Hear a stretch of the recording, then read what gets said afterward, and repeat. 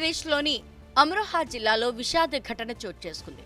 రాత్రి భోజనం చేసి ఇంట్లో నిద్రించిన ఓ కుటుంబంలోని 5 చిన్నారులు తెల్లారేసరికి విగత జీవులుగా మారటం తీవ్ర కలకలం సృష్టించింది.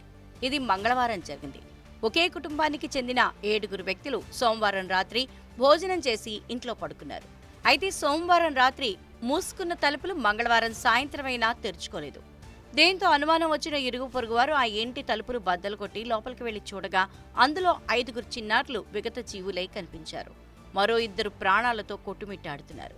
ఆ ఇద్దరిని వెంటనే చికిత్స నిమిత్తం సమీపంలోని ఆసుపత్రికి తరలించారు.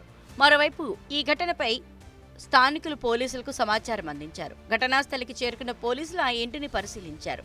ఇంటి యజమాని రహీజుద్దీన్ గా గుర్తించినట్లు superintendent of police Anupam Singh తెలిపారు. చనిపోయిన వారిలో 3 పిల్లలు రహీజుద్దీన్ సంతానం కాగా మిగతా 2 బంధువులు పిల్లలని చెప్పారు.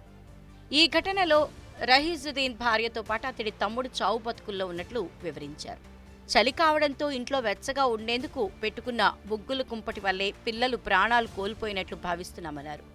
గదిలోకి గాలి వచ్చే మార్గం లేకపోవటం, కుంపటి నుంచి వెలువడిన కార్బన్ డయాక్సైడ్ కారణంగా గాలిలో ఆక్సిజన్ స్థాయిలు తగ్గి ఊపిరాడక పిల్లలు ప్రాణాలు కోల్పోయి ఉండవచ్చన్నారు.